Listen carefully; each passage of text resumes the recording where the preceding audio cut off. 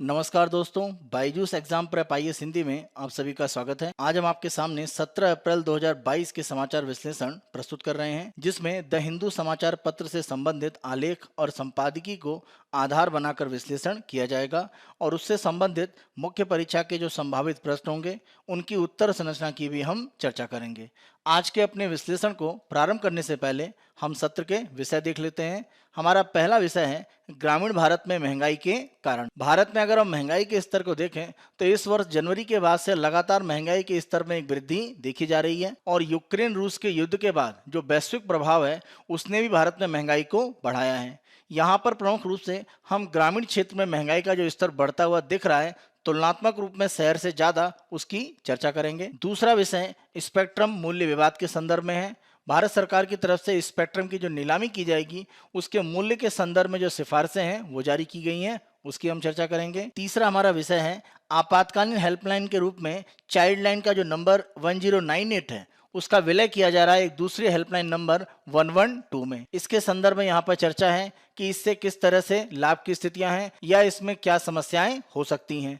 चौथा हमारा विषय है सोशल मीडिया ऐप्स को महिलाओं की सुरक्षा के लिए कदम उठाने चाहिए। जिस तरह से सोशल मीडिया प्लेटफॉर्म का उपयोग महिलाओं के साथ दुर्व्यवहार करने के लिए उपयोग किया जा रहा है, सोशल मीडिया के माध्यम से इस तरह की गतिविधियां भी सामने आई है जहां पर महिलाओं के नीलामी करने जैसी स्थितियां भी दिखी हैं। उसके संदर्भ में प्रमुख रूप से यहाँ पर चर्चा की गई है कि किस तरह से इसे रोकने के लिए उपाय हो सकते हैं। अंत में हमारा विषय होगा पंजाब ने 300 यूनिट मुफ्त बिजली की घोषणा करी। इस प्रकार की घोषणा के अर्थव्यवस्था के लिए क्या मायने हो सकते हैं उसकी प्रमुख रूप से हम चर्चा करेंगे। अंत में हमारी इस चर्चा के आधार पर मुख्य परीक्षा के जो संबंधित अभ्यास प्रश्न होंगे उनकी उत्तर संरचना की हम चर्चा करेंगे। आज के पहले विषय को हम देखते हैं what's fuelling inflation in rural India. यह आलेख पृष्ठ संख्या 11 पर सामान्य अध्ययन के तृतीय प्रश्न पत्र में अर्थव्यवस्था से संबंधित है। सामान्य तौर पर इस तरह का व्यवहार देखा जाता है कि शहरी क्षेत्र में जो मुद्रास्फीति है वो ग्रामीण क्षेत्रों की तुलना में एक तरह से ज्यादा होती है, लेकिन वर्तमान में यहाँ पर आंकड़े ऐसे दिख रहे हैं जहाँ पर ग्रामीण मुद्रास्फीति शहरी क्षेत्रों से आगे जा रही है। इसके कारण क्या है, अलग अलग जो पक्ष हैं वह प्रमुख रूप से चर्चा किया गया है। अगर हम मार्च 2022 के अंत में आंकड़े को देखें तो लगातार ये तीसरा महीना है जनवरी फरवरी के बाद जब ग्रामीण क्षेत्रों में जो मूल्य वृद्धि है वह शहरी क्षेत्रों की तुलना में ज्यादा है और ये जो अंतर है ग्रामीण क्षेत्र और शहरी क्षेत्र के बीच में जो महंगाई का वह तेजी से बढ़ता जा रहा है। जनवरी 2022 के आंकड़े ये कहते हैं कि शहरी क्षेत्र में जो मुद्रास्फीति है उसकी तुलना में अगर हम ग्रामीण क्षेत्र की मुद्रास्फीति की बात करें तो 0.2% की एक वृद्धि वहां पर ज्यादा थी। अगर यही आंकड़ा फरवरी के माह में देखा जाता है तो 9 महीने के उच्चतम स्तर पर ग्रामीण क्षेत्र की महंगाई पहुंची और यह 6.38% पर पहुंच गई। इसी समय अगर हम शहरी मुद्रास्फीति की बात करें तो यह घटकर 5.75% थी। तो यह यहाँ पर काफी आश्चर्यजनक आंकड़ा है कि शहरी क्षेत्र में महंगाई ग्रामीण क्षेत्र की तुलना में कम है। सामान्य तौर पर आप सभी यह बात जानते हैं कि जब हम शहरी क्षेत्रों की बात करते हैं तो ग्रामीण क्षेत्रों की तुलना में यहाँ पर मूल्य सामान्यतः थोड़े अधिक होते हैं। जैसे अगर हम सब्जियों की बात करें या अन्य खाद्य वस्तुओं की बात करें तो ग्रामीण क्षेत्रों की तुलना में शहरी क्षेत्रों में इसके मूल्य थोड़े अधिक होते हैं और तुलनात्मक रूप में यही कारण है कि वहां महंगाई ग्रामीण क्षेत्र से ज्यादा होती है। लेकिन वर्तमान स्थितियों में आंकड़ा इसके विपरीत जा रहा है, इसीलिए प्रमुख रूप से हम यहाँ पर इसको चर्चा कर रहे हैं। मार्च में अगर हम देखें तो ग्रामीण और शहरी क्षेत्र में जो महंगाई है उसका जो अंतर है वह 1.5% से भी ज्यादा हो गया। अगर हम शहरी क्षेत्र में मुद्रास्फीति देखें तो 6.12% और ग्रामीण क्षेत्र में रिकॉर्ड स्तर पर पहुंची हुई है 7.66%। तो इस तरह की स्थितियां अगर बन रही हैं कि ग्रामीण अर्थव्यवस्था में महंगाई शहरी क्षेत्र से ज्यादा हो रही है तो प्रमुख रूप से इसके कारण क्या हैं या ऐसे कौन से चालक हैं जो इस प्रकार से ग्रामीण क्षेत्रों में उच्च मुद्रास्फीति को आगे बढ़ा रहे हैं। ग्रामीण क्षेत्रों में मुद्रास्फीति की जो स्थिति बढ़ी हुई है उसका बड़ा कारण यह है कि भोजन में एक तरह से जो भी अलग अलग वस्तुएं हैं उनके मूल्यों में तेजी से वृद्धि हो रही है और भोजन का योगदान उपभोक्ता मूल्य सूचकांक में काफी अधिक है। तो जब भी भोजन से संबंधित वस्तुओं के मूल्य बढ़ते हैं उपभोक्ता मूल्य सूचकांक में तेजी से वृद्धि होती है और महंगाई बढ़कर दिखती है। इसी के साथ साथ ईंधन और प्रकाश और कपड़ों में भी मुद्रास्फीति बढ़ी है। इसके कारण भी एक तरह से ग्रामीण क्षेत्र में जो मुद्रास्फीति है उसका बढ़ता हुआ स्तर दिखाई पड़ रहा है। अगर हम कुछ प्रमुख वस्तुओं की तुलना करके देखें शहरी क्षेत्र और ग्रामीण क्षेत्र में जो उपभोक्ताओं द्वारा खरीदी जा रही हैं तो वहां पर मुद्रास्फीति का स्तर क्या है। जैसे अगर हम तेल और वसा की बात करें तो ग्रामीण क्षेत्र में 20.75, जबकि शहरी क्षेत्र में 15.15। कपड़ों की अगर हम बात करें तो ग्रामीण क्षेत्र में 9.9 और शहरी क्षेत्र में मात्र 7.74। यह एक बड़ा कारक है। जूतों में अगर हम देखें तो शहरी क्षेत्र में 12.2, ग्रामीण क्षेत्र में 9.9। ईंधन और प्रकाश ग्रामीण क्षेत्र में 8.3, शहरी क्षेत्र में 6.3। व्यक्तिगत देखभाल और प्रभाव की बात करें, सामान्य तौर पर हम कह सकते हैं कि जो भी ऐसी वस्तुएं हैं जो हम अपने शरीर में उपयोग कर रहे होते हैं, सौंदर्य प्रसाधन की अन्य प्रकार की वस्तुएं हैं, उनको हम यहाँ पर प्रमुख रूप से रख सकते हैं। ग्रामीण क्षेत्र में 9.3% है मुद्रास्फीति और शहरी क्षेत्र में 7.7%। शिक्षा में जो भी व्यय किया जा रहा है, अगर हम वहां पर मुद्रास्फीति की बात करें तो ग्रामीण क्षेत्र में 1.5% और शहरी क्षेत्रों में 1%।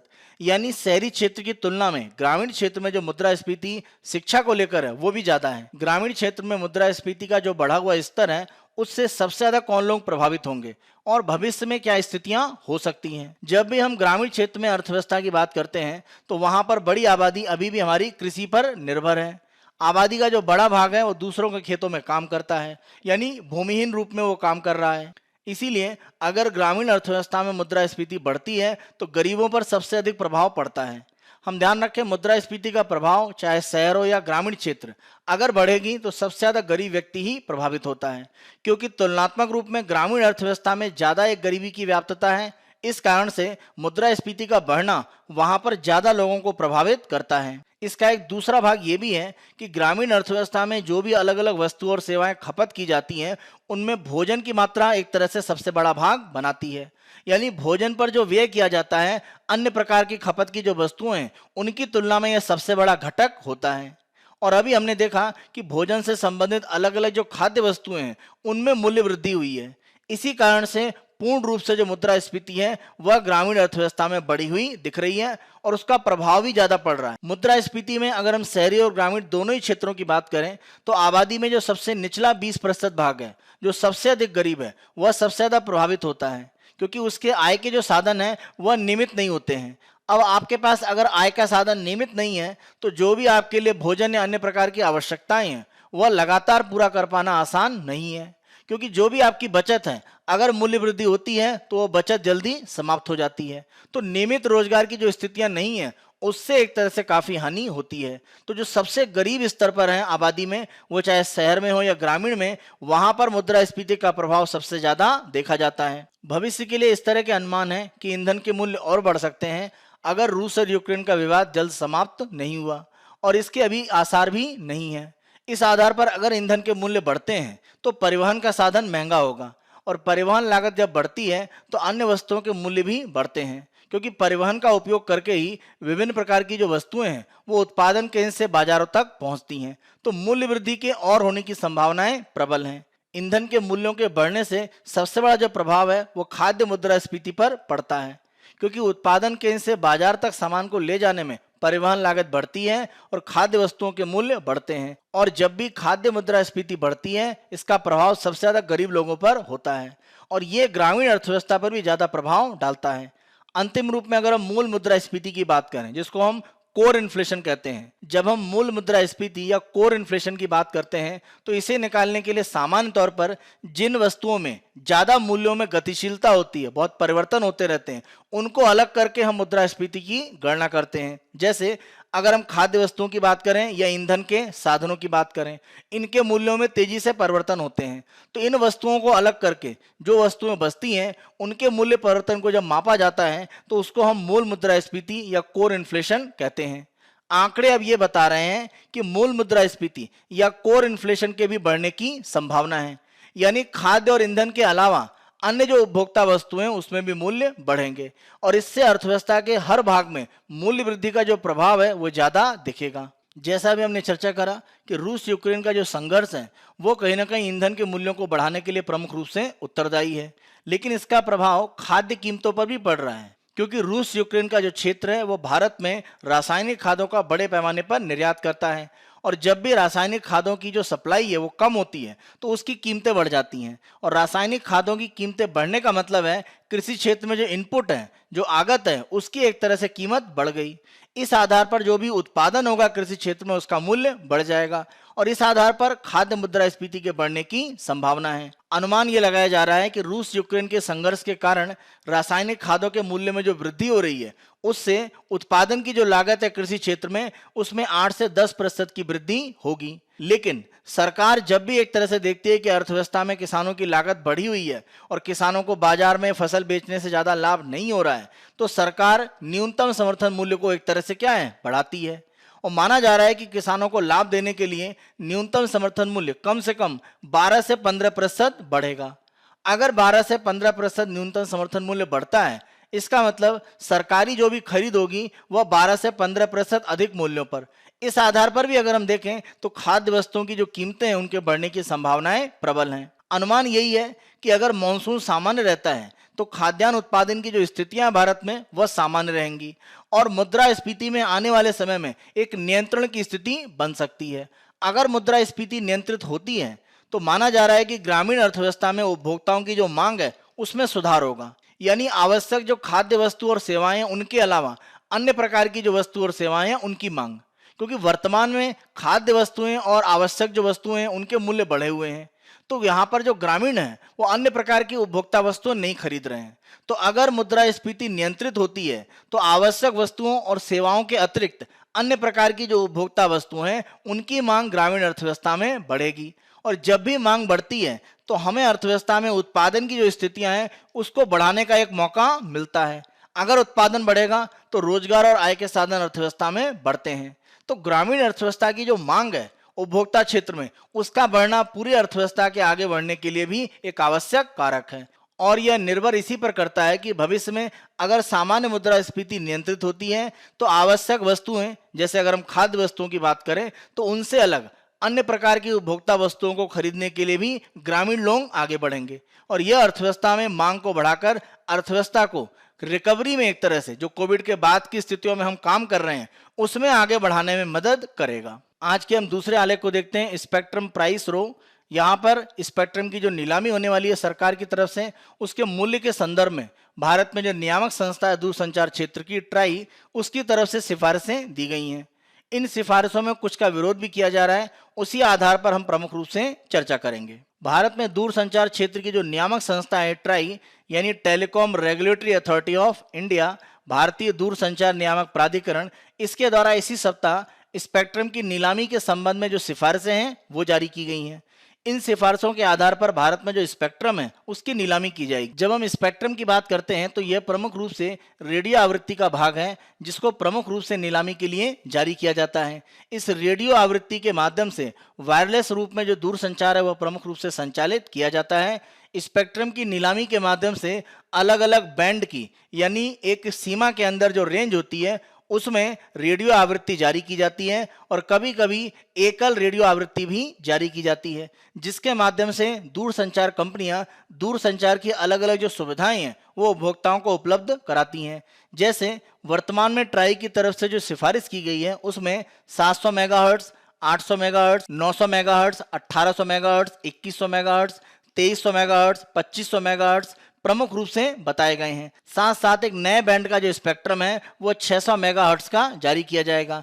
साथ साथ 3300 से लेकर 3670 मेगाहर्ट्ज और 24.25 से 28.5 गीगाहर्ट्ज में एक नीलामी की स्थिति बन रही है। आप ध्यान रखें, भारत तेजी से 5G दूरसंचार की प्रक्रियाओं को बढ़ाना चाहता है और इसके लिए सबसे महत्वपूर्ण जो स्पेक्ट्रम है वह 3300 से 3670 मेगाहर्ट्ज का है। तो इस बैंड को भी प्रमुख रूप से नीलामी के लिए जारी किया जाएगा जिससे भारत में 5G दूरसंचार की जो स्थितियां हैं उनको तेजी से आगे बढ़ाया जा सके। ट्राई के द्वारा अपनी सिफारिश में कुल मिलाकर 1 लाख मेगाहर्ट्ज से अधिक के जो एयर वेव हैं उनको एक तरह से नीलामी के लिए उपलब्ध कराया जा रहा है। यानी रेडियो आवृत्तियां जो नीलामी के लिए रखी जाएंगी इस स्पेक्ट्रम नीलामी में वह लगभग 1 लाख मेगाहर्ट्ज तक की हैं। इस नीलामी में अगर हम आरक्षित मूल्य की बात करें कुल स्पेक्ट्रम का 20 वर्षों के लिए तो यह लगभग 5 लाख करोड़ है। यानी अलग अलग कंपनी को 5 वर्ष के लिए जब स्पेक्ट्रम नीलामी में दिया जाएगा तो इससे कुल मिलाकर जो आमदनी है वो 5 लाख करोड़ रुपए होने की उम्मीद है। ट्राई के द्वारा अपनी सिफारिश में यह कहा गया है कि सामान्य तौर पर दूरसंचार में जो स्पेक्ट्रम की नीलामी है वह 20 वर्षों के लिए की जाएगी, लेकिन अगर कोई दूरसंचार कंपनी इसे बढ़ाकर 30 वर्ष करना चाहती है तो उसे जो भी 20 वर्ष के लिए अनुशंसित आरक्षित मूल्य है उसका 1.5 गुना देना होगा। मान लीजिए 20 वर्षों के लिए स्पेक्ट्रम का जो मूल्य है वो एक तरह से 2 करोड़ रुपए है और इसे बढ़ाकर आप 30 वर्ष करना चाहते हैं तो आपको इसका 1.5 गुना देना होगा भुगतान के रूप में, यानी 3 करोड़ रुपए आपको भुगतान में देने होंगे। यह भी सिफारिश में प्रमुख रूप से बताया गया है। ट्राई के द्वारा स्पेक्ट्रम की नीलामी के संदर्भ में प्रमुख रूप से जो सिफारिशें बताई गई हैं उनके संदर्भ में सबसे महत्वपूर्ण भाग कैप्टिव वायरलेस प्राइवेट नेटवर्क के संबंध में है और ये काफी विवादित भी है क्योंकि इसके माध्यम से जो निजी कंपनियां हैं वो अपना खुद का दूरसंचार नेटवर्क बना पाएंगी। तो यहाँ पर ट्राई के द्वारा इस तरह के प्राइवेट नेटवर्क के लिए कई प्रकार के विकल्प दिए गए हैं अपनी सिफारिश में। पहला अगर हम देखें तो दूरसंचार कंपनी के माध्यम से किसी के द्वारा अपने लिए एक प्राइवेट नेटवर्क को बनाना।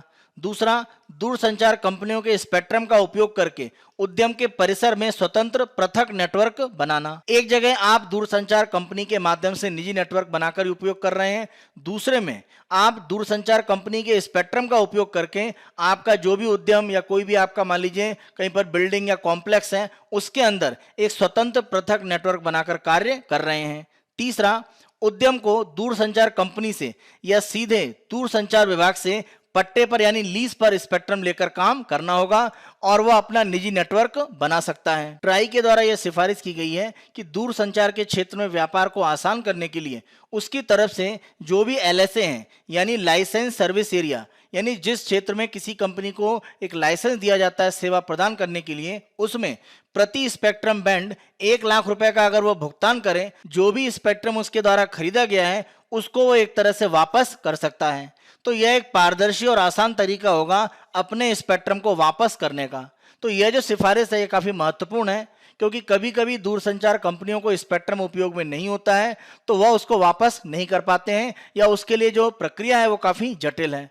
तो यहाँ पर ट्राई के द्वारा एक आसान प्रक्रिया बताई गई है कि प्रति स्पेक्ट्रम बैंड 1 लाख रुपए के भुगतान के साथ आप अपने स्पेक्ट्रम को वापस कर सकते हैं। ट्राई की तरफ से स्पेक्ट्रम की नीलामी के संदर्भ में जो भी प्रमुख रूप से अलग अलग स्पेक्ट्रम बैंड के लिए मूल्य बताए गए हैं उनमें अगर हम देखें तो काफी कमी की गई है। तो इस प्रकार की जो कीमत में कटौती की गई है स्पेक्ट्रम बैंड के लिए वह क्यों की गई है? प्रमुख रूप से माना यह जा रहा है कि भारत सरकार की तरफ से ट्राई को एक तरह से बताया गया है कि दूरसंचार कंपनियां काफी वित्तीय तनाव की स्थिति में हैं, इसीलिए प्रमुख रूप से उनको राजस्व अच्छे से प्राप्त हो पाए और दूरसंचार क्षेत्र में स्थिरता के साथ संतुलन बना रहे, इसके लिए जो स्पेक्ट्रम है उसके मूल्य को एक तरह से कम करने की आवश्यकता है। इसीलिए स्पेक्ट्रम के मूल्य में देखा जा रहा है कि 30 से 40% की एक गिरावट लाई गई है। इसके माध्यम से दूरसंचार कंपनियों की जो वित्तीय स्थिति है उसको सुधारा जा सकता है और दूरसंचार क्षेत्र को विस्तारित भी किया जा सकता है। हम ध्यान रखें, हम भविष्य में 5G टेक्नोलॉजी को तेजी से भारत में बढ़ाना चाहते हैं। उसके लिए प्रारंभिक रूप में जो अवसंरचना या आधारभूत ढांचा है उसमें निवेश करना होगा और उसके लिए दूरसंचार कंपनियों को पूंजी की आवश्यकता है। इसीलिए स्पेक्ट्रम की जो बैंड है उसकी जो लागत है उसको घटाकर दूरसंचार कंपनियों को अतिरिक्त धन दिया जा रहा है जिससे वह 5G तकनीक को आगे बढ़ाने में निवेश कर पाएं। हम ये भी ध्यान रखें कि इससे पहले मार्च 2021 में जो स्पेक्ट्रम की नीलामी की गई थी वो बहुत अच्छी नहीं हुई थी। सरकार ने जितने स्पेक्ट्रम नीलामी के लिए रखे थे उसमें केवल 37.1% बिक्री हुए और अन्य जो स्पेक्ट्रम था वो ज्यादा कीमतों के कारण नहीं बिक पाया। इसीलिए ट्राई पर एक दबाव था कि वह स्पेक्ट्रम की कीमतों को घटाए तभी स्पेक्ट्रम नीलामी में आगे बिक पाएंगे। वर्तमान में ट्राई के द्वारा स्पेक्ट्रम के संबंध में नीलामी के लिए जो भी सिफारिशें दी गई हैं उससे टेलीकॉम कंपनियां बहुत खुश नहीं है। अगर दूरसंचार कंपनियां नाराज हैं इन सिफारिशों से तो उसके कारण क्या है? पहला प्रमुख कारण यह है कि ट्राई की तरफ से जो भी अनुशंसित स्पेक्ट्रम का मूल्य है वो बहुत अधिक है, क्योंकि दूरसंचार कंपनियों की तरफ से मांग की गई थी कि जो भी स्पेक्ट्रम का मूल्य रखा गया था इसके पहले की नीलामी में उससे 90% एक तरह से कमी की जाए मूल्यों में, लेकिन वर्तमान में यह कमी केवल 35 से 40% की गई है। यानी दूरसंचार क्षेत्र की जो मांग थी उसको एक तरह से यहाँ पर अनसुना किया गया है। इसी के साथ साथ अगर स्पेक्ट्रम 20 वर्ष के लिए है और उसे बढ़ाकर 30 साल के लिए करना है तो जो भी 20 साल स्पेक्ट्रम का मूल्य होगा उसका 1.5 गुना हमें अतिरिक्त देना पड़ता है। इसके लिए दूरसंचार कंपनियां प्रमुख रूप से यह कह रही हैं कि पिछले वर्ष भारत सरकार के द्वारा दूरसंचार क्षेत्र को राहत देने के लिए अलग अलग घोषणाएं की गई, लेकिन इस प्रकार से जो सिफारिश की गई है कि अगर हम वर्ष बढ़ाना चाहते हैं तो हमें ज्यादा एक तरह से स्पेक्ट्रम का मूल्य देना पड़ेगा, यह दूरसंचार क्षेत्र को हानि पहुंचाएगा। ट्राई के द्वारा स्पेक्ट्रम नीलामी के लिए जो सिफारिशें दी गई हैं उसमें अंतिम रूप से प्रमुख विरोध यह है कि निजी रूप में जो कैप्टिव नेटवर्क की अनुमति दी गई है। कैप्टिव नेटवर्क का मतलब यह है कि एक निजी दूरसंचार नेटवर्क को बनाकर स्वयं उसका उपयोग करना। कोई बड़ा उद्योग हो सकता है, कोई कंपनी अपने पूरे औद्योगिक कॉम्प्लेक्स के अंदर एक अपना खुद का नेटवर्क बना सकती है। इस तरह की छूट है वह सिफारिश में दी गई है। इसका दूरसंचार कंपनियां विरोध कर रही हैं। अगर हम COAI की तरफ से देखें तो उनका ये तर्क है, जब हम COAI की बात करते हैं तो ये cellular operators association of India है। उनका तर्क ये है कि अगर दूरसंचार के क्षेत्र में इस तरह से निजी नेटवर्क बनाने की अनुमति दी जाएगी तो प्रमुख रूप से जो दूरसंचार कंपनियां हैं वह नेटवर्क में निवेश करने और अन्य प्रकार के उच्च लेवी या जो कर हैं उनका भुगतान जारी करने के लिए हतोत्साहित होंगी, क्योंकि उनको लगता है कि इस तरह के छोटे जो निजी नेटवर्क हैं वो उनके काम को नुकसान पहुंचाएंगे। तो यहाँ पर इसकी सिफारिश करके दूरसंचार कंपनियों के लिए जो प्रतिस्पर्धा है उसको बढ़ा दिया गया है और इसको दूरसंचार कंपनियां सही नहीं मान रही हैं। तो यहाँ पर भी उन्होंने विरोध किया है और इस तरह से निजी रूप में उपयोग करने के जो दूरसंचार के नेटवर्क हैं उनको बनाने की जो अनुमति दी गई है उसका विरोध किया है। ट्राई के द्वारा दूरसंचार क्षेत्र में नीलामी के लिए जिन मूल्यों की बात की गई है अपनी सिफारिश में वह उतने कम नहीं है जितना दूरसंचार क्षेत्र मांग कर रहा था, क्योंकि दूरसंचार क्षेत्र में प्रतिस्पर्धा बढ़ी है और इस कारण से जो लागत है वहां पर एक वृद्धि है लेकिन लाभ उतना अधिक नहीं है। अगर स्पेक्ट्रम में इस तरह से अधिक व्यय होगा तो दूरसंचार कंपनियां अधिक लाभ नहीं कमा पाएंगी और 5G में जो उनका निवेश है वो उनकी लागत को बढ़ाएगा। तो लाभ को बढ़ाने के लिए अन्य प्रकार की जो सिफारिशें हैं उनमें कुछ संशोधन करने की आवश्यकता है जिससे दूरसंचार क्षेत्र में एक लाभकारी स्थिति बन पाए। इससे भारत में डिजिटलीकरण की जो प्रक्रिया है उसको और ज्यादा विस्तारित करने में और प्रमुख रूप से 5G नेटवर्क को विस्तारित करने की जो स्थितियां हैं उसमें ज्यादा तेजी से कार्य हो पाएगा। आज के हम अपने अगले आलेख को देखते हैं। चाइल्ड लाइन 1098 में भी मर्ज्ड विद इमरजेंसी हेल्पलाइन 112। यहाँ पर सरकार के द्वारा चाइल्ड लाइन यानी बच्चों की सहायता के लिए जो नंबर है 1098 उसे आपातकालीन सहायता का जो नंबर है 112 उसमें विलय करने की स्थितियां बन रही हैं। उसके अलग अलग जो पक्ष हैं उनकी प्रमुख रूप से चर्चा की जा रही है। जब हम चाइल्ड लाइन 1098 की बात करते हैं तो यह बच्चों के लिए देश में एकमात्र समर्पित हेल्पलाइन नंबर है और भारत में पूरा बाल अधिकार जो क्षेत्र है वह इस हेल्पलाइन पर प्रमुख रूप से सहायता के लिए निर्भर करता है। हम ध्यान रखें इसका जो विलय है वह सरकार राष्ट्रीय आपातकालीन जो हेल्पलाइन है 112 है उसमें विलय करने की योजना बना रही है। चाइल्ड लाइन 1098 के माध्यम से प्रमुख रूप से संकटग्रस्त बच्चों को निःशुल्क फोन पर सुविधाएं दी जाती हैं जो भी उनको लाभ दे सकती हैं किसी भी संकट की स्थिति में। 1098 फोन नंबर के माध्यम से आपातकालीन रूप में बच्चों की सहायता के लिए किसी भी समय यानी 24/7 यहाँ से सहायता प्राप्त की जा सकती है।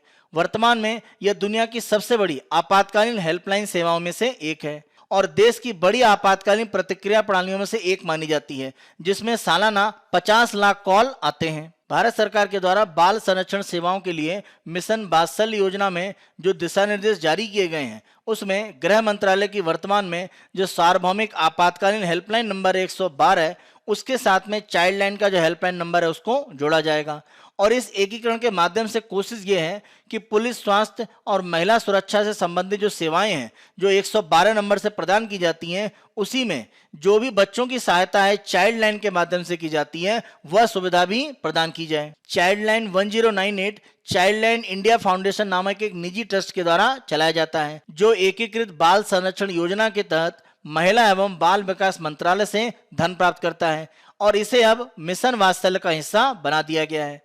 हम ध्यान रखें Tata institute of social sciences में जून 1996 में इसके जो प्रोफेसर थे जेरू बिल्मोरिया उनके द्वारा यह परियोजना चाइल्ड लाइन के रूप में प्रमुख रूप से शुरू की गई। वर्तमान में 5 शहरों में इसके 6 कॉल सेंटर हैं और 1074 सहायता इकाइयों के नेटवर्क के माध्यम से 35 राज्यों और केंद्र शासित प्रदेशों में 598 जिलों में बच्चों के लिए अलग अलग प्रकार की जो आपातकालीन सुविधाएं हैं वह यहां से उपलब्ध कराई जाती हैं। इनमें 141 रेलवे स्टेशन पर हेल्प डेस्क और 5 बस टर्मिनल पर जो हेल्प डेस्क हैं वह प्रमुख रूप से स्थापित किए गए हैं। चाइल्डलाइन हेल्पलाइन के संबंध में अगर हम 2021-22 की वार्षिक रिपोर्ट देखें तो पूरे वर्ष में 50 लाख कॉल यहाँ पर आए थे, जिसमें से 1,04,000 जो कॉल है वह केवल यौन शोषण के संबंध में थे, जो बच्चों से जुड़े हुए थे।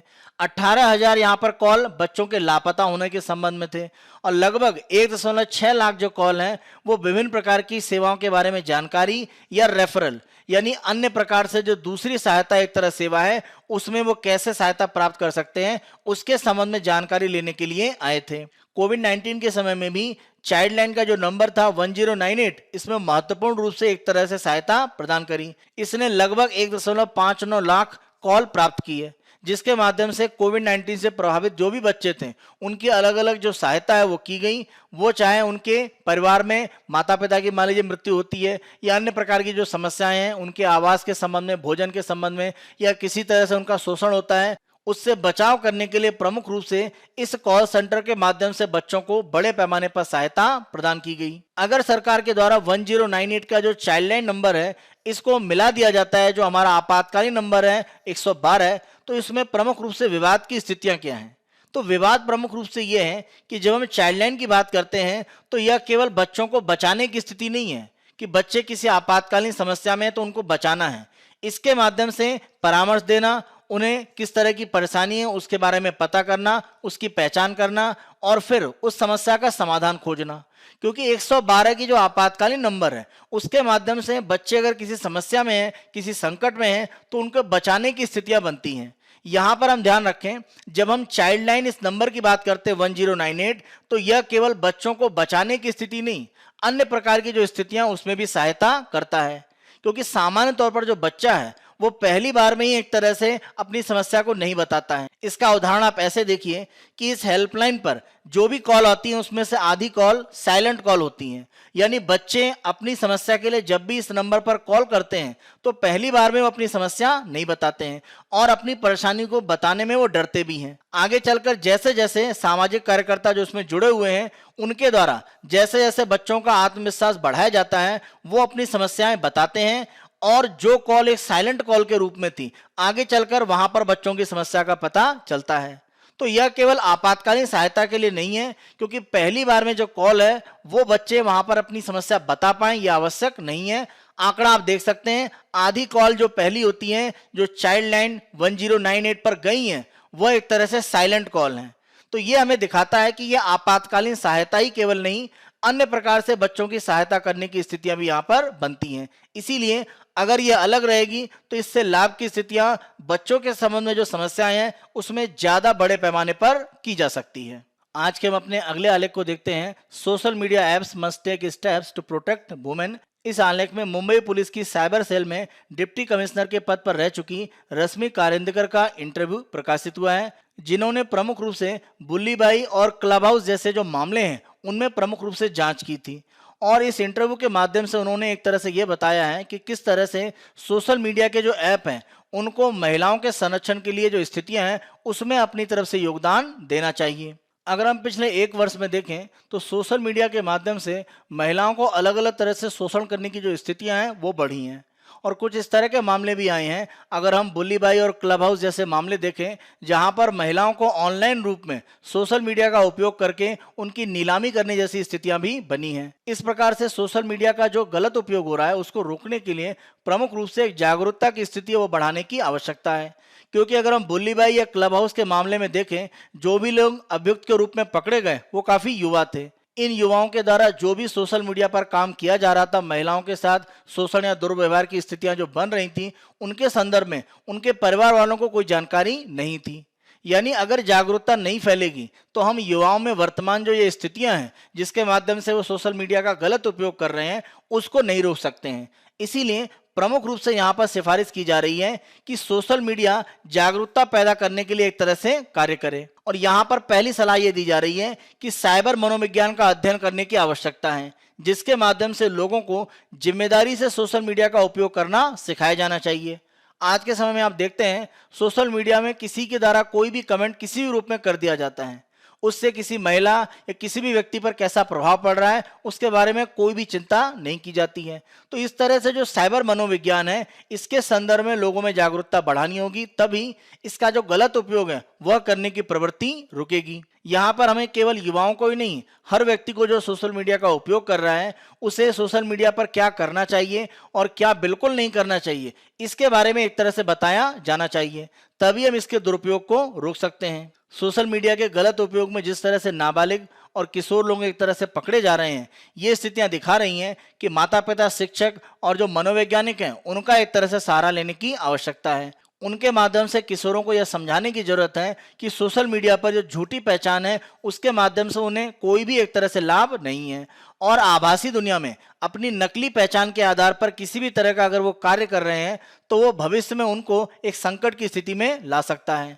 क्योंकि अगर हम बुल्ली बाई या क्लब हाउस में भी देखें तो लोगों ने अपनी पहचान को एक तरह से छिपाकर, अंतर्राष्ट्रीय नंबर का उपयोग करके और जीमेल का बिना उपयोग करके जो भी अलग अलग तंत्र हैं जो दूरसंचार में उपलब्ध हैं उनके माध्यम से सोशल मीडिया का गलत उपयोग किया। यह स्थितियां तभी रुक सकती हैं जब सोशल मीडिया के माध्यम से वो उसका जो गलत उपयोग कर रहे हैं उसके लिए उन्हें बताया जाए, और इसके लिए माता पिता, शिक्षक और किसी मनोवैज्ञानिक की जो मदद है वो काफी महत्वपूर्ण है। सोशल मीडिया का जिस तरह से गलत उपयोग बढ़ा है उसमें प्रमुख रूप से यह भी एक भावना युवाओं में बढ़ती जा रही है कि अगर सोशल मीडिया पर वो कोई काम करते हैं तो वह एक तरह से छिपा रहेगा और वह कुछ भी कर सकते हैं और उनका पता नहीं लगाया जा सकता है। लेकिन उन्हें यह बताने की जरूरत है कि वो जहां भी होंगे उन्हें एक तरह से पकड़ा जा सकता है। जैसे अगर हम बुल्ली बाई या क्लब हाउस के मामले में भी देखें तो आप कितने भी अलग अलग तरीके तकनीक के अपना लें, अंतिम रूप में आपके पकड़े जाने की संभावनाएं हमेशा बनी रहती हैं। अगर इस तरह की बातें उन्हें समझाई जाएं तो सोशल मीडिया का जो गलत उपयोग है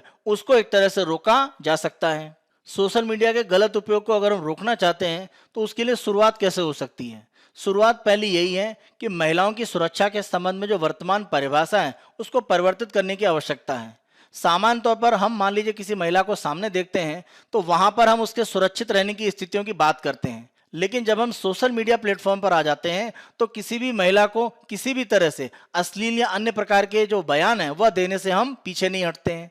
तो ये जो दोहरा एक तरह से चरित्र है उसको बदलने की आवश्यकता है। इसीलिए महिला सुरक्षा की जो स्थिति है उसको परिभाषित करने की आवश्यकता है, यानी महिलाओं की सुरक्षा दोनों स्थितियों में, वास्तविकता में साथ साथ सोशल मीडिया की जो आभासी दुनिया है वहां पर, दोनों पर अगर मजबूती से महिला सुरक्षा पर ध्यान दिया जाएगा, वर्तमान अगर हम परिप्रेक्ष्य की बात करें, तभी हम सोशल मीडिया का उपयोग महिलाओं के साथ दुर्व्यवहार करने की जो स्थितियां हैं उसमें ना हो पाए यह सुनिश्चित कर पाएंगे। सोशल मीडिया के जो प्लेटफॉर्म है, जैसे अगर हम ट्विटर की बात करें, फेसबुक की बात करें, इंस्टाग्राम की बात करें, तो उन पर जो भी हैंडल हैं या जो भी उसके उपयोग करता है उनको ट्रैक किया जाए और उनको ब्लॉक किया जाए अगर उनके द्वारा महिलाओं के प्रति अश्लील और अनुचित भाषा या शब्दों का उपयोग किया जाता है। और ऐसा करने के लिए सोशल मीडिया जो प्लेटफॉर्म है वो अपने एल्गोरिथम का उपयोग कर सकते हैं और ये आसानी से किया जा सकता है। सोशल मीडिया प्लेटफॉर्म जो भी एल्गोरिथम को बनाए वो ध्यान रखें कि अंग्रेजी के साथ साथ भारत में जो स्थानीय भाषाएं हैं उनमें भी इसको विकसित और प्रचारित किया जाए, जिससे कि स्थानीय भाषा में जो भी एक तरह से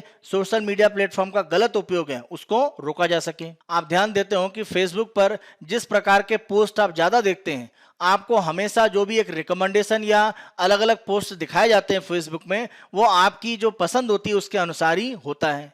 तो इस प्रकार से जो एल्गोरिथम है वह सोशल मीडिया प्लेटफॉर्म बना रहे हैं। तो इसी तरह का एल्गोरिथम वह महिलाओं के दुर्व्यवहार से संबंधित जो स्थितियां हैं उन्हें रोकने के लिए भी बना सकते हैं। और ऐसा ही एक सफल जो एल्गोरिथम है वह आत्महत्या के प्रयास जो भी अलग अलग सोशल मीडिया प्लेटफॉर्म के माध्यम से करने के जो प्रयास होते हैं उनके रोकने के लिए बनाया गया है। और इसने सफलतापूर्वक सोशल मीडिया प्लेटफॉर्म पर आत्महत्या करने की जो स्थितियां हैं उन पर निगरानी रखने और उसे रोकने में एक सफलता पाई है। तो इस तरह से एल्गोरिथम बनाकर हम सोशल मीडिया का जो उपयोग है महिलाओं के साथ दुर्व्यवहार करने के लिए जो किया जा रहा है, जैसा बुल्ली बाई और क्लब हाउस में देखा गया, उसको रोकने की प्रक्रियाओं में जा सकते हैं।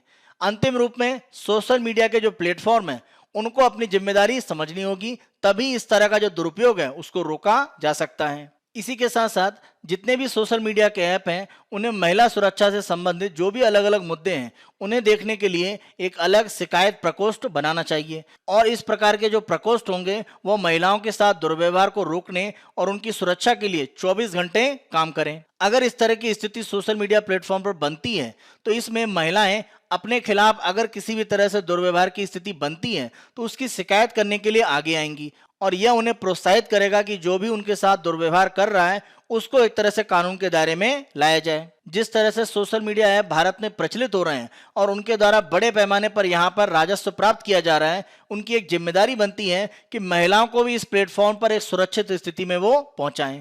इसके लिए उनकी तरफ से प्रयास होने आवश्यक हैं। अंतिम रूप में हम ध्यान रखें, सोशल मीडिया प्लेटफॉर्म का उपयोग करके महिलाओं के साथ दुर्व्यवहार की जो स्थितियां बढ़ी हैं उनमें अगर कोई व्यक्ति अभियुक्त के रूप में पकड़ा जाता है या कोई पीड़ित या पीड़िता उसमें एक तरह से सामने आता है तो दोनों को ही काउंसलिंग या परामर्श सेवा देने की आवश्यकता है। काउंसलिंग या परामर्श सेवा के माध्यम से अभियुक्त को एक तरह से जो वर्तमान स्थितियां हैं उसमें एक तरह से बताया जा सकता है कि किस तरह से वो भविष्य के लिए उसके लिए खतरनाक है। किसी युवा के लिए परामर्श की आवश्यकता और बढ़ जाती है क्योंकि अभी उसके सामने भविष्य बचा हुआ है। अगर वो इस तरह की स्थितियों में लगातार बना रहता है तो वो अपना पूरा भविष्य समाप्त कर सकता है। इसीलिए परामर्श या काउंसलिंग युवाओं के लिए बहुत आवश्यक है अगर वो इस तरह से किसी भी मामले में अभियुक्त पाए जाते हैं। इसी के साथ साथ जो भी इस प्रकार की घटनाओं में पीड़ित या पीड़िता होते हैं उनको भी काउंसलिंग या परामर्श सेवा की आवश्यकता है जिससे भविष्य में इस घटना का प्रभाव उनके ऊपर ज्यादा ना पड़े और वो सामान्य जीवन व्यतीत कर सकें। आज के अपने अंतिम आलेख को देखते हैं। Punjab announces 30 units of free electricity. इस योजना को 1 जुलाई 2022 से लागू किया जा रहा है और पंजाब में सभी परिवारों को 300 यूनिट तक जो बिजली है वो मुफ्त में दी जाएगी। 2 महीने में ये 600 यूनिट की स्थिति बनती है। यहाँ पर यह भी कहा गया है कि अगर हम अनुसूचित जाति, पिछड़ा वर्ग, गरीबी रेखा से नीचे और स्वतंत्रता सेनानी परिवारों की बात करें जिन्हें अभी तक 200 यूनिट मुफ्त बिजली दी जाती थी वह बढ़ाकर 300 यूनिट कर दी गई है।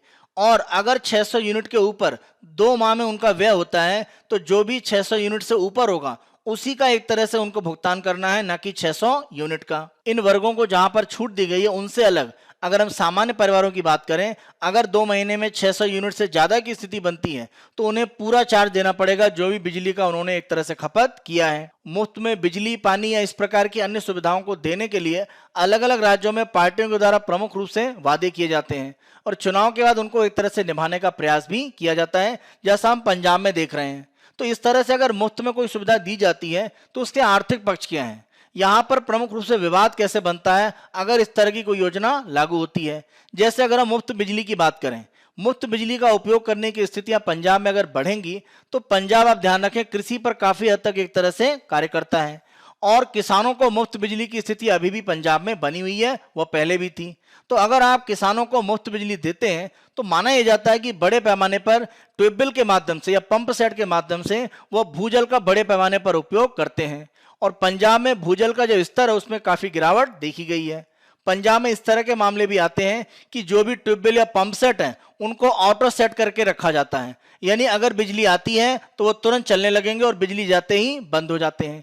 यानी अतिरिक्त रूप में पानी एक तरह से भूजल का निकाला जा रहा है जिसका हो सकता है उतना उस समय उपयोग ना हो। तो यह भूजल जो काफी एक तरह से कीमती हमारा संसाधन है उसके गलत उपयोग की स्थितियों को बढ़ावा देता है। तो इस पर नियंत्रण करने की आवश्यकता है। इसी के साथ साथ अगर बिजली मुफ्त में दी जाती है तो सिंचाई की सुविधा आसानी से मिलती है और ऐसी स्थिति में माना यह जाता है कि जिन फसलों में ज्यादा एक तरह से सिंचाई की आवश्यकता होती है या ज्यादा उनमें जल की आवश्यकता होती है, ऐसी फसलों की बुआई है वो बढ़ती है और किसानों के द्वारा जो फसल विविधता है वो नहीं बढ़ाई जाती क्योंकि उन्हें मालूम है कि आसानी से सिंचाई के लिए उनको जल मिलेगा क्योंकि बिजली पर उनकी जो लागत है वो पूर्णतः सरकार माफ कर रही है। तो ऐसी स्थिति में फसल की जो विविधता है वो प्रभावित होती है और पंजाब में भी एक तरह से ऐसी स्थिति बन रही है। फसल विविधता अगर नहीं होती है तो भूमि की जो उर्वरा क्षमता है उसमें एक तरह से लगातार गिरावट देखी जाती है। जब भी सरकार के द्वारा मुफ्त बिजली की स्थिति बनती है सरकार को राजस्व में एक हानि होती है क्योंकि जो भी बिजली खरीदने में वो व्यय कर रहे हैं और जो आपूर्ति कर रहे हैं उसमें भुगतान नहीं मिलता है, तो सरकारी राजस्व में एक तरह से गिरावट देखी जाती है। इसका एक दूसरा पक्ष यह है कि अगर आप किसी को मुफ्त में बिजली दे रहे हैं तो उपभोक्ता के अन्य वर्ग से चाहे कर के रूप में या बिजली की दरों को बढ़ाकर वहां से आमदनी प्राप्त करके उसकी भरपाई करते हैं। तो मुफ्त बिजली का एक दूसरा प्रभाव ये होता है कि अन्य प्रकार के जो उपभोक्ता हैं उन पर एक तरह से भार बढ़ता है। इससे एक तरह से असमानता की स्थितियां बनती हैं, जिसे रोकने की आवश्यकता है। एक और समस्या देखी जाती है कि जो बिजली वितरण कंपनियां हैं, जिनको हम डिस्कॉम कहते हैं यानी डिस्ट्रीब्यूटर कंपनीज, उनके घाटे लगातार बढ़ते जाते हैं, क्योंकि जो बिजली वो खरीद कर आपूर्ति कर रहे हैं उतना उनको भुगतान नहीं मिल रहा है। सरकार की तरफ से सब्सिडी अवश्य दी जाएगी आगे चलकर, लेकिन उसके भुगतान देरी में होते हैं और इसका परिणाम ये होता है कि बिजली वितरण जो कंपनियां हैं वो कई राज्यों में ज्यादा घाटे की स्थितियों में बनी हुई है। इससे पूरा बिजली का जो क्षेत्र है उसमें समस्याएं राज्यों में बड़े पैमाने पर व्याप्त हैं। तो इस तरह से अगर मुफ्त बिजली देने की स्थितियां बनती हैं तो इससे बिजली वितरण कंपनियों के जो घाटे हैं वो लगातार बढ़ते हैं। तो यहां पर भी सरकार को ध्यान देने की आवश्यकता है। अंतिम रूप में अगर हम देखें तो ऊर्जा उत्पादन की जो स्थितियां हैं उसमें निवेश को लेकर समस्याएं बढ़ सकती हैं, क्योंकि जो ऊर्जा उत्पादन हो रहा है और जो आपूर्ति की जा रही है और आपूर्ति के बदले जो भुगतान आना चाहिए बिजली के बिल का, वह सामान्य रूप में पूरा प्राप्त नहीं होता है। तो ऐसी स्थिति में जो ऊर्जा उत्पादक है उसको जो भुगतान मिलते हैं सरकार से वो समय पर नहीं मिलते हैं और ये स्थिति एक तरह से ऊर्जा उत्पादन में जो निवेश है उसको लाभकारी नहीं रखती है। हम भविष्य में सतत विकास के लिए काम कर रहे हैं और उसके लिए हमें नवीकरणीय जो ऊर्जा के स्रोत हैं वहां पर प्रमुख रूप से निवेश करने की आवश्यकता है। जैसे अगर हम सौर ऊर्जा की बात करें या अगर हम बात करें पवन ऊर्जा की, लेकिन अगर यहां से बिजली उत्पादित करके मुफ्त में दी जाएगी तो जो इसमें निवेश आ रहा है उसकी स्थितियां एक तरह से कमजोर होंगी, क्योंकि सरकार की तरफ से मुफ्त बिजली के लिए जो उत्पादक कंपनियों को भुगतान दिए जाएंगे उसमें कुछ देरी होगी, क्योंकि सरकार के राजस्व में गिरावट है तो सरकार समय पर भुगतान नहीं कर पाएगी। तो इसका एक पक्ष ये भी है कि ऊर्जा क्षेत्र में जो भी एक तरह से निवेश है वह एक तरह से प्रभावित हो सकता है। यदि राज्य सरकारों के द्वारा मुफ्त बिजली की स्थिति बनती है तो लक्षित रूप में और ऐसे लोगों को दी जाए जो सबसे ज्यादा आवश्यक बनते हैं। सभी को अगर एक तरह से इस तरह की बिजली मुफ्त में दी जाएगी तो यह आर्थिक रूप में बहुत लाभकारी स्थितियां नहीं है। लेकिन जैसे गरीबी रेखा से नीचे हैं या अगर हम कृषि क्षेत्र में देखें जो सीमांत किसान हैं या छोटे किसान हैं, उनको इस तरह की जो बिजली मुफ्त में मिल रही है वो शायद आवश्यक है। तो वहां उपलब्धता सुनिश्चित की जानी चाहिए और मुफ्त बिजली की जो स्थिति है उसमें भ्रष्टाचार को एक तरह से हटाना चाहिए, तभी बिजली को मुफ्त में उपलब्ध कराने की जो स्थितियां हैं वह अर्थव्यवस्था में एक सामान्य स्थिति रखेगी और सरकारों के लिए घाटे की स्थिति नहीं बनाएगी। आज की चर्चा के आधार पर हम मुख्य परीक्षा के अभ्यास प्रश्नों को देखते हैं। पहला प्रश्न, विभिन्न राज्यों में लागू मुफ्त बिजली की सुविधा से संबंधित प्रमुख समस्याओं पर चर्चा करते हुए इसके समाधान भी बताएं। 150 शब्द 10 अंकों का प्रश्न है। उत्तर संरचना हम देखते हैं। भूमिका, विभिन्न राज्यों में मुफ्त बिजली की सुविधा प्रमुख रूप में चुनाव में वादे के रूप में सामने आती है। मुख्य भाग, भूजल के स्तर में गिरावट, फसल विविधता में कमी, सरकारी राजस्व को हानि, अन्य उपभोक्ता पर भार बढ़ना, बिजली वितरण कंपनी का घाटे में जाना, ऊर्जा उत्पादन में निवेश पर प्रभाव। और अंतिम भाग में आपको इसका समाधान बताना है कि लाभ को तर्कसंगत और लक्षित रूप में करना। निष्कर्ष, आर्थिक और पर्यावरणीय पक्षों को ध्यान में रखकर ऐसी योजना लागू की जाए। आज के दूसरे अभ्यास प्रश्न को हम देखते हैं। सोशल मीडिया के प्रसार ने से महिलाओं के साथ दुर्व्यवहार के साधन के रूप में आगे बढ़ाया है। उपरोक्त कथन के प्रकाश में सोशल मीडिया पर महिला दुर्व्यवहार को रोकने के लिए किए जाने वाले उपायों की चर्चा करें। उत्तर संरचना, भूमिका, सोशल मीडिया की स्वतंत्रता ने इसे अपराध के साधन के रूप में भी विकसित किया है, जिसे रोकने के लिए उपायों की तात्कालिक आवश्यकता। मुख्य भाग, सोशल मीडिया के गलत उपयोग के मामले, क्या करने की आवश्यकता और अंत में जागरूकता को प्रमुख हथियार बनाना। निष्कर्ष में आप बता सकते हैं अभियुक्त के साथ साथ पीड़ित को भी काउंसलिंग बेहतर और दीर्घकालीन परिणाम लाएगी। ये हमारा 17 अप्रैल 2022 का समाचार विश्लेषण है। आने वाले दिनों में अन्य दिनों के समाचार विश्लेषण हम आपको इसी तरह से उपलब्ध कराते रहेंगे। Byju's exam prep IAS Hindi को आप बहुत अधिक पसंद कर रहे हैं। अधिक से अधिक संख्या में लाइक, शेयर और सब्सक्राइब करना ना भूलें। साथ साथ अपने बहुमूल्य कमेंट भी कमेंट बॉक्स में अवश्य दें। धन्यवाद।